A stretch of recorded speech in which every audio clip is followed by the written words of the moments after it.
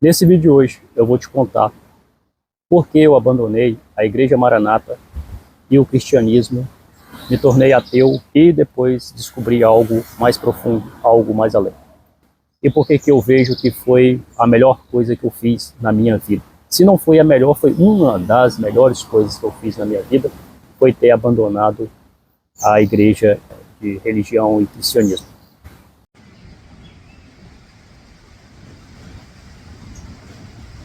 Quando eu era adolescente, ali por volta dos 13 anos, foi quando eu comecei a frequentar igreja evangélica. Até esse tempo eu não tinha o hábito de frequentar igrejas evangélicas. Eu ia na infância na igreja católica, que os meus pais eram católicos, mas não tão praticantes. Às vezes ia, eu nem lembro exatamente as vezes que eu fui, mas às vezes ia na igreja católica. E eu lembro que lá por volta dos 9 anos de idade, 10 anos eu acho, eu fui com meu primo em uma igreja. Eu não lembro exatamente se era Deus e Amor ou Testemunha de Jeová. Mas de uma coisa eu me lembro muito bem. Foi de um livro que eu ganhei. Ou foi da igreja ou foi o meu primo que me deu. Um livro que explicava o Novo Testamento e o que iria acontecer no julgamento final ou no juízo final. Aquelas histórias me causavam muito medo, mas ao mesmo tempo me fazia entender que o caminho era Jesus, que o caminho era se salvar. Outra história que me deixava encabulado era a do rico e Lázaro. Lázaro viveu uma vida pobre, Lázaro morreu, foi para o céu, se salvou, e o rico foi para a perdição eterna. E tinha aquelas imagens extremamente pesadas do inferno e tinha aquelas imagens bonitas do céu. Aquilo me dava muito medo, mas eu não me converti ao cristianismo nessa época. Mas aí por volta dos 13 anos, eu comecei a ir para a igreja Maranata, porque eu tinha um amigo que era mais velho do que eu na época. Ele tinha uns 20 e poucos anos, eu tinha 13 para 14 anos nessa época. Acho que 14 anos, não lembro exatamente, mas acho que era 14 anos. E aí automaticamente você vai pensando ou vai sendo influenciado, né, de que aquilo é o certo, aquilo é o melhor a se fazer. Existe algo na sociedade de que você ser evangélico é o melhor que você pode fazer, é a coisa certa. Você está de fato voltando para Deus, você está de fato cumprindo um papel nobre no mundo e na sociedade, para sua família, enfim. Então eu senti aquilo mesmo sendo criança, que eu estava fazendo a coisa certa. E claro, eu fui para a igreja porque eu queria resolver algumas questões emocionais. Naquele tempo eu nem sabia o que era questões emocionais, mas enfim, eu tinha, como todo ser humano tem, né, conflitos interior. E eu fui para a igreja na esperança de achar algo mais profundo, que eu fosse feliz, enfim. É difícil dizer exatamente o que eu pensava. Eu sei que eu sentia, por um motivo ou por outro, que estava no bom caminho. Então eu fiquei ali na igreja entre os 14 anos até os 15 anos no banco de adolescentes. Quem é membro da Maranata sabe disso. Lá tem os bancos dos adolescentes, dos jovens, enfim. Tem um negócio lá que não me lembro exatamente como é que é mais. Faz muitos anos que eu saí da igreja. Mas aí eu fiquei no banco dos adolescentes. Aí depois, quando eu fiz 15 anos, fui para o banco dos jovens. E aí tinha pessoas lá, né, que eu relacionava na igreja, assim, que era mais velha do que eu. Tinha um rapaz lá que eu estava sempre conversando com ele. Ele era obreiro na época. Ele falou: Matias, está na hora de você se batizar. Você está vindo para a igreja e tal, e é bom você assumir um compromisso, não sei o quê. Então, por que você não dá seu nome para batizar? Aí eu fiquei um pouco assim, não me sentia preparado para aquilo. Falei: é verdade. Eu até lembro o nome dessa pessoa até hoje, mas não vou falar quem é.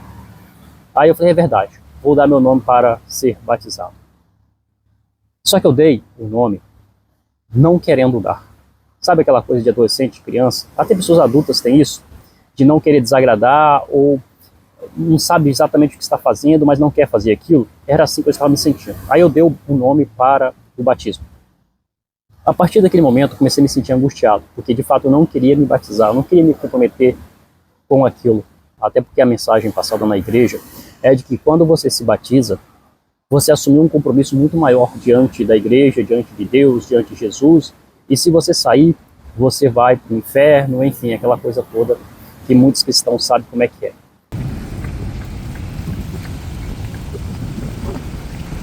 Então eu não queria me batizar, não queria assumir esse compromisso. Mas eu também não tinha coragem de voltar atrás. Já tinha dado o nome, eu não tinha coragem de voltar atrás e falar assim, não, eu não quero me batizar. Eu fiquei me sentindo angustiado. Mas aí tinha uma escapatória. A escapatória era, eu ia passar pela consulta do nome, onde Deus iria revelar se eu estava preparado para o batismo ou não. Na Igreja Maranata tem isso. Você vai passar pela reunião, e nessa reunião Deus vai, o nome da pessoa vai passar, né? Pela reunião, e nessa reunião Deus vai revelar se você está preparado ou não. E eu vou falar mais à frente nesse vídeo o que é essa tal de revelação de Deus. Então eu fiquei um pouco mais relaxado, não tanto, mas eu fiquei um pouco mais relaxado, de que Deus iria revelar que eu não estava preparado para ser batizado. Porque eu não queria, no fundo eu não queria. O meu coração estava dizendo que eu não queria. Toda a minha essência, toda a minha existência estava dizendo que eu não queria. Somente o condicionamento mental que fez eu me comportar daquela forma e dizer que eu queria. Então eu tinha uma leve confiança de que Deus iria revelar que eu não estava preparado. Mas ao mesmo tempo eu ficava angustiado se Deus realmente revelasse para eu ser batizado. Então era uma revelação de Deus, não tinha como eu voltar atrás. Enfim, era uma angústia muito grande. Eu tinha angústias antes de entrar na igreja, aí agora, naquele momento, eu estava sofrendo uma angústia duplicada, triplicada, porque eu não tinha coragem de dizer que eu não queria ser batizado. Hoje, nossa, eu não consigo nem imaginar o que eu diria. Eu mandava aquela galera toda ir lá para casa do... Enfim. Mas naquele tempo eu era praticamente uma criança, né, um adolescente, e atormentado com a ideia de ir para o inferno, um castigo eterno, enfim, aquela coisa toda. Que falando assim parece que era simplesmente uma decisão, mas não era. Existia uma carga emocional muito grande. Então eu disse, ok, Deus vai revelar que eu não estou preparado. E se Deus revelar que eu estou preparado, então eu tenho que me batizar porque é a vontade de Deus. Fiquei naquela angústia por uma semana, acho que foi uma semana, uns 10 dias mais ou menos, e então veio a bomba. Matias, Deus revelou que você está preparado para o batismo. O batismo vai ser tal dia, nós precisamos fazer algumas coisas antes para subir, né? Subir, que era o Manaim da Igreja Maranata, para o seu batismo. Aquela notícia foi como uma facada no peito. Eu me senti extremamente esmagado, triste, mal naquele dia. E não só naquele dia. Eu fiquei me sentindo mal por todos aqueles dias, até o dia do batismo. E eu pensava, tem como desistir. Dá para desistir ainda. Mas eu não tinha coragem de falar que eu não queria. Até porque tinha uma revelação de Deus. Se Deus tinha revelado que era para eu ser batizado, então, de fato, eu tinha que ser batizado. Então eu fiquei naquela angústia, até o dia do batismo. Eu lembro que eu entrei naquele ônibus, era um ônibus de excursão, como se eu estivesse entrando no corredor da morte. Literalmente, como se eu estivesse entrando no corredor da morte.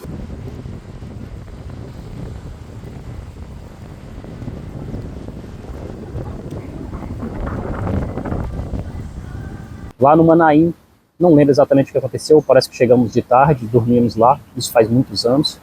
E aí no outro dia teve o batismo.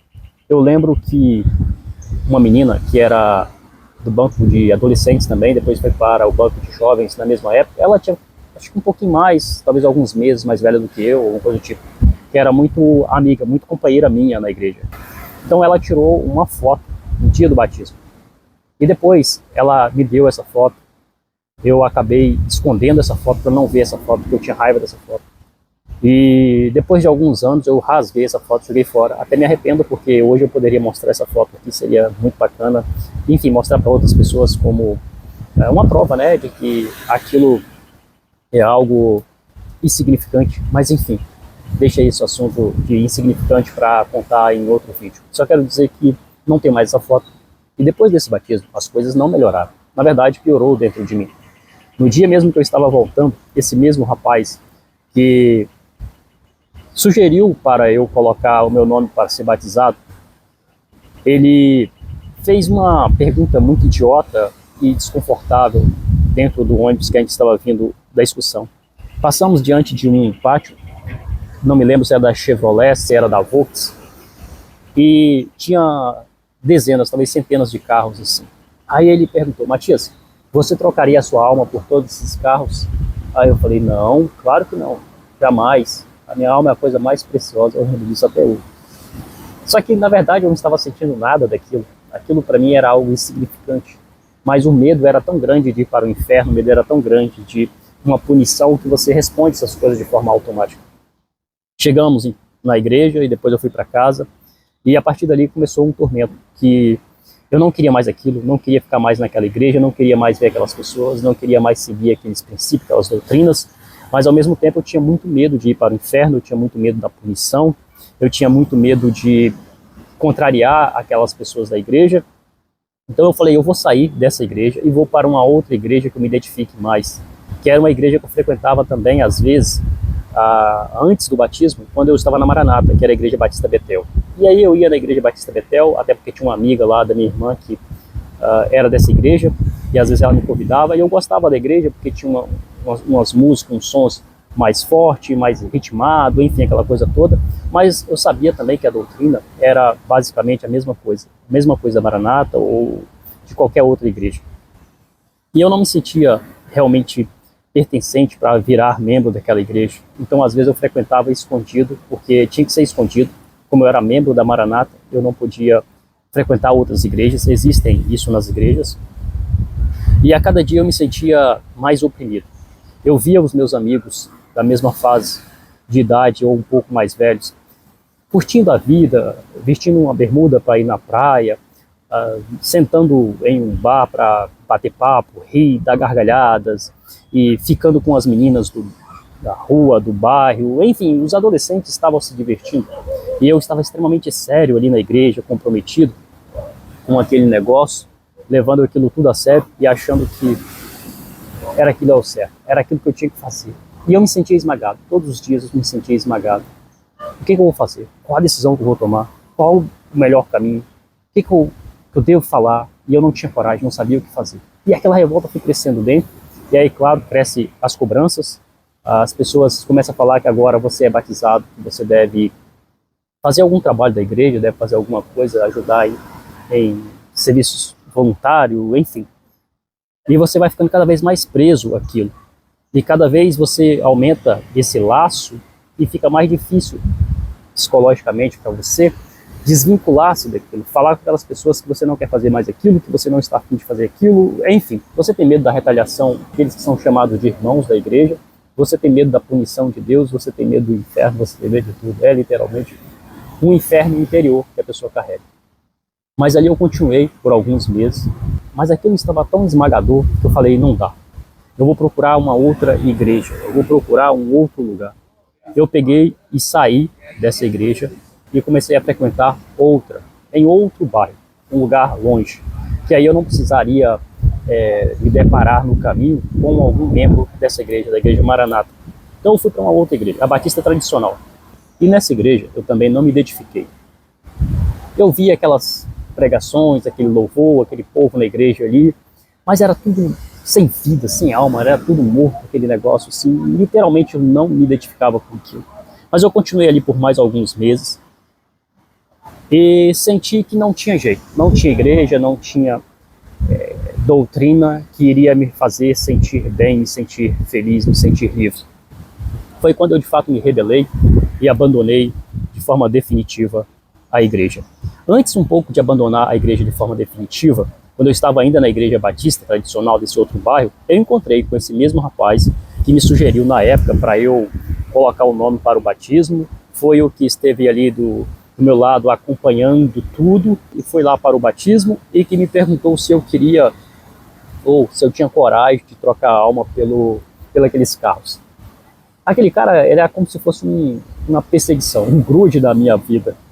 Então eu encontrei com ele um dia, por acaso, na rua, e ele perguntou, ei Matias, você sumiu da igreja, eu não te vi mais, rapaz, você não voltou na igreja, se batizou e depois sumiu da igreja, o que aconteceu? Eu falei, rapaz, eu estou indo para uma outra igreja. Como assim, rapaz, você está indo para outra igreja? Você desviou do caminho de Deus? Não sei o que. Eu falei, não, rapaz, eu estou indo para outra igreja e tal, estou até pensando em sair dessa igreja, e assim, eu com medo, adolescente, né, 15 anos. Aí ele falou, rapaz, sabe o que vai acontecer agora? Você vai para o inferno, você vai para o inferno. Agora você vai para o inferno, você saiu do caminho de Deus, você desviou do caminho de Deus. Nossa, aquilo ali foi uma pancada de novo, uma facada no meu peito. Porque era como se fortalecesse aquela crença, aquele medo que eu tinha, né, de ir para o inferno, como muitas pessoas têm. E eu falei, foda-se que eu vou para o inferno. Eu lembro que eu falei só isso, foda-se que eu vou para o inferno. Peguei, virei as costas e saí andando, fui embora. Cheguei lá em casa, na minha casa eu morava com minha irmã gostava de tomar umas às vezes. Eu lembro que, acho que ela me viu abatido, muito abatido, aí ela foi e falou: Matias, você quer tomar uma pra você ficar mais alerta, mais ligado? Aí eu falei: me dá aí, me dá aí. Ela me deu Campari. Eu nunca tinha tomado Campari, eu já tinha tomado conhaque, cachaça, quando eu era mais novo, lá pros 9 anos de idade, 10, 8, 11 anos, eu já bebia às vezes. Meu primeiro porre eu tomei quando eu tinha 9 anos de idade. Eu chumbei com caipirinha. Minha irmã estava tomando caipirinha com um namoradinho dela lá. E aí eles estavam bebendo caipirinha e eu comecei a tomar uns golinhos, tomar uns golinhos, tomar uns golinhos, e de repente eu fiquei bêbado. Eu tinha 9 anos de idade. Vomitei que nem um cachorro passando mal e, nossa, foi terrível. Parece que eu tinha arrancado a minha garganta. Mas enfim. Então eu não tinha um hábito realmente de beber, até porque eu era muito novo. Mas eu já tinha bebido. Aí minha irmã me deu esse Campari. Eu tomei esse Campari. Esse Campari foi como se fosse uma libertação. Falei, é isso, cara. Foda-se agora essas ideias de igreja, de tradição, de religião. Eu vou viver a vida. E aí a partir daquilo ali, eu comecei a realmente sair, voltei a tomar uma vez ou outra, e depois fui cada vez bebendo com maior frequência. Enfim, existe uma revolta. E aí foi nesse período que eu aderi ao ateísmo. Eu não sabia exatamente o que era o ateísmo, enfim, não tinha ideia de conceito, mas eu me rebelei e falei que eu não era mais cristão, que eu não queria mais saber desse negócio de religião, nem de igreja, nem de Deus, nem de ninguém, que eu não acreditava nisso, que eu era ateu, e assim eu fiquei por vários anos como ateu. Não gostava de falar muito isso para as pessoas, porque você sofre uma retaliação. Mas para algumas pessoas, amigos de trabalho, eu falava que eu era ateu. E eles ficavam meio assustados com aquilo, meio cabulado, assim, o cara falar que é ateu e tal. Não sei se hoje está muito comum isso na sociedade, não vejo, né, as pessoas falarem isso no dia a dia, mas hoje está mais comum do que era naquele tempo. Então eu fiquei como ateu. Aí depois de alguns anos, eu tinha um relacionamento que acabou. Um relacionamento de uns 3 anos. E no fim daquele relacionamento, eu me senti de fato sem chão, sem teto, sem moradia, sem mundo. O mundo desapareceu. Até o mundo tinha ficado acinzentado. O mundo tinha ficado muito estranho para mim a partir daquele momento. Eu já contei isso aqui no canal.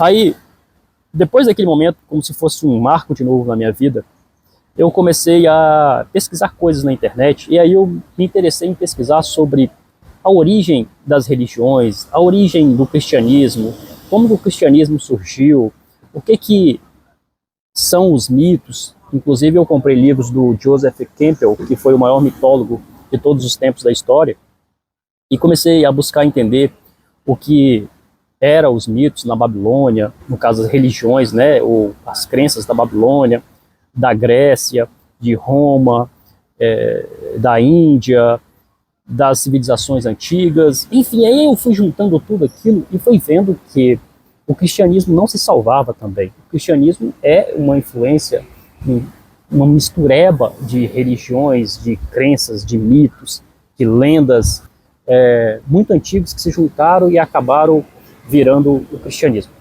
E aí isso só me fortaleceu a ideia de que, de fato, aquilo que eu estava seguindo era mais uma ilusão do que algo realmente libertador. Só que eu não parei por aí, eu continuei os meus estudos, fui investigando o que era a mente, os pensamentos, as emoções, a alma, o ser, a consciência, meditação, enfim, e essa jornada levaram-se muitos anos, estou falando aqui de forma resumida, até que em 2022, de fato, eu tive a percepção direta da realidade, né, que é aquilo que nós somos de forma imutável. Quem somos nós de fato? Quando eu falo quem somos nós, é uma maneira de se comunicar, porque não existe vários, existe apenas um. Mas falando de forma simbólica e metafórica, somos todos nós. Ali, de fato, a verdade foi revelada. De fato, ali, as máscaras caíram. E aquilo se revela em tudo no mundo. Tudo que nós percebemos, que nós vemos, é aquilo. Aquilo tem vários nomes. Consciência, consciência pura, consciência suprema. Alguns chamaram de Deus, de Brahman, ou de outros nomes, mas aquilo de fato não tem nome. Enfim, não tem como dizer. Só quero dizer que eu saí do não cristianismo para o cristianismo, para o ateísmo, até a compreensão de quem somos de fato nós. Quem somos nós, em essência, sem as máscaras, sem as ilusões. Agora eu vou te falar o que é a tal da revelação na Igreja Maranata para o batismo e para outras coisas. Pelo que eu fiquei sabendo em relação ao batismo, eles avaliam o seu comportamento moral, seu comportamento social na igreja, na rua, enfim, como é que você se comporta? Se você está fazendo tudo certinho, de acordo com a cartilha da igreja, de acordo com a cartilha daquela doutrina, no caso a Maranata, não há nenhuma revelação divina de Deus que manda mensagem, que fala intermédio do anjo, do profeta, do pastor, do obreiro, do diácono. Não. Eles fazem uma investigação da sua vida, conversando com você mesmo, fazendo perguntas discretas, pergunta para outros membros, pergunta para pessoas que convivem com você e vai pegando, juntando informações ali para saber o seu comportamento. Se o seu comportamento for coerente, aí eles colocam lá que você está apto para ser batizado. Se o seu comportamento não for coerente, eles vão falar, ore mais, peça mais a Deus, jejum mais, tenha mais fé. Assim você vai conseguir a autorização de Deus para se batizar. É isso, é exatamente isso. Não tem nada de divino e de revelação. É simplesmente uma organização religiosa. Outro ponto que rola lá, que eu tinha muita curiosidade, quando ainda não fazia parte do grupo que faz essa reunião, porque tem que ser batizado e realmente ali mais envolvido com a igreja, era sobre as revelações para a pregação. Tudo na Maranata é passado por revelação, segundo eles. Isso tem que passar por revelação, tem que ser consultado, tem que consultar a Deus para saber, enfim. E aí eu fui todo empolgado para a primeira reunião. A primeira reunião com obreiros e diáconos do que seria revelado para aquela pregação. Quando cheguei lá, sabe o que acontece? Eles abrem a Bíblia, faz uma leitura. E aí, a partir daquela leitura, faz ali a interpretação daquela passagem e fala, é isso que Deus revelou para a gente pregar hoje. É isso que Deus revelou para a gente pregar hoje. Ou seja, seria como eu pegar a Bíblia, abrir, ler um versículo ou um capítulo e ali fazer a interpretação de acordo com o cristianismo, do que eu posso falar ali, comparar com o cotidiano das pessoas, com as experiências das pessoas. Quando você está muito envolvido com aquilo, você consegue falar de uma forma que toque as pessoas. E aí, a partir disso, é escolhido aquela passagem bíblica e é levado para o púlpito para poder fazer a pregação daquele dia. Eu entrei ali na igreja por volta dos 13, 14 anos e fiquei até quase 17 anos. Eu lembro que foi aproximadamente uns 3 anos. Quando eu cheguei, de fato, a tomar a decisão de sair, eu já estava com 17 anos. No próximo vídeo eu conto mais detalhes sobre essa história, de quando eu vivi na igreja, enfim, que pode ser que eu esqueci aqui agora, nesse momento. Deixa aqui embaixo também nos comentários a sua pergunta, ou a sua opinião, ou o seu medo, enfim, o que você quiser comentar, deixa aqui embaixo, vai ser muito bacana para eu ver e para os próximos que vão ver também. Se esse vídeo fez sentido para você, já segue o canal, para você receber outros assuntos parecidos e também assuntos muito além daquilo que você pode imaginar. Por hoje é isso, eu vou ficando por aqui, um grande abraço e até o nosso próximo encontro.